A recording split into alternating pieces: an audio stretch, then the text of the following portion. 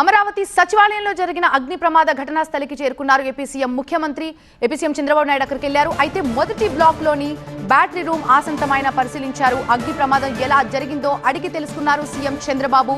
ఘటన తర్వాత forensic team ఎప్పుడు చేరుకుందని ఆయన ప్రశ్నించినట్టుగా తెలుస్తోంది.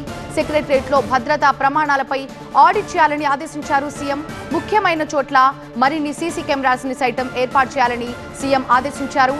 సీఎంఆర్ఎఫ్ విభాగంలో అపరిశుభ్రతపై చంద్రబాబు ఆగ్రహం వ్యక్తం చేసినట్టు తెలుస్తోంది.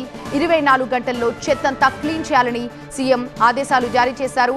వర్క్ ప్లేస్ లో చెత్త కనిపిస్తే ఊరుకోబోనన్నారు సీఎం.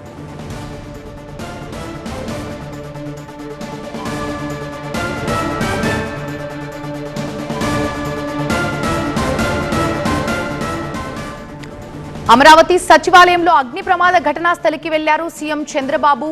మొదటి బ్లాక్ లోని బ్యాటరీ రూమ్ ని ఆశాంతమైన పరిశీలించారు. అగ్ని ప్రమాదం ఎలా జరిగిందో అక్కడున్నటువంటి సిబ్బందిని అడిగి తెలుసుకున్నారు ఆయన. ఘటన తర్వాత ఫోరెన్సిక్ టీం అంతా ఎప్పుడు వచ్చింది, ఎప్పుడు చేరుకుంది అక్కడికని కూడా ఆయన వారిని ప్రశ్నలు సంధించినట్టుగా తెలుస్తోంది. అంతేకాదు సెక్రటరియట్ లో భద్రతా ప్రమాణాలపై ఆడిట్ చేయాలని ఆయన ఆదేశించారు.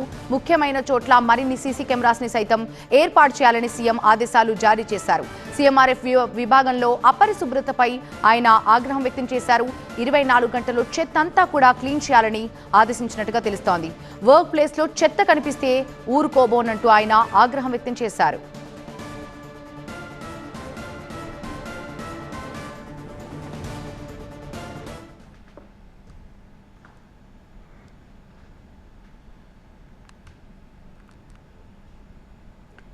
అమరావతి సచివాలయంలో అగ్ని ప్రమాద ఘటన స్థలికి ఏపీ సీఎం చంద్రబాబు వెళ్లిన దృశ్యాలు మనం చూస్తున్నాం. మొదటి బ్లాక్ లోని బ్యాటరీ రూమ్ ని ఆయన ఆశాంతం పరిశీలిస్తున్న దృశ్యాలు టీవీ9 స్క్రీన్ లో చూస్తున్నాం. అగ్ని ప్రమాదం ఎలా జరిగిందో అడిగి తెలుసుకున్నారు ఆయన అక్కడున్న వారిని. ఘటన జరిగిన తర్వాత అక్కడికి ఆ ఘటన స్థలానికి ఫోరెన్సిక్ టీం ఎప్పుడు వెళ్ళింది అనే కోణంలో కూడా ఆయన ఆరా తీశారు. అంతేకాదు సెక్రటరియట్ లో భద్రతా ప్రమాణాలపై ఆడిట్ చేయాలని కూడా సీఎం ఆదేశించారు.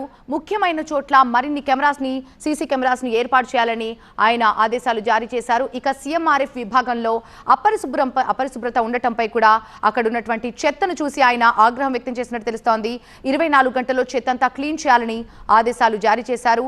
వర్క్ ప్లేస్ లో చెత్త కనిపిస్తే ఊరుకోబోనంటూ ఆయన ఆగ్రహం వ్యక్తం చేసినట్టుగా తెలుస్తోంది. ఇక అంతకుముందు షార్ట్ సర్క్యూట్ వల్లే ఏపీ సచివాలయంలో అగ్ని ప్రమాదం జరిగినట్టు ప్రాథమికంగా నిర్ధారించారు అధికారులు. అయితే కుట్ర కోణం పైన కూడా దర్యాప్తు చేస్తున్నట్టు మంత్రి అనిత ప్రకటించారు. ఫోరెన్సిక్ రిపోర్ట్ ఆధారంగా చర్యలుంటాయన్నారు అనిత. మున్ముందు ఇలాంటి ఘటనలు జరగకుండా చర్యలు తీసుకుంటోంది ప్రభుత్వం. సచివాలయం మొత్తం ఫైర్ ఆడిట్ కూడా చేయడమే కాకుండా అన్ని జాగ్రత్తలు కూడా తీసుకుంటామని చెప్పారు మంత్రి అనిత.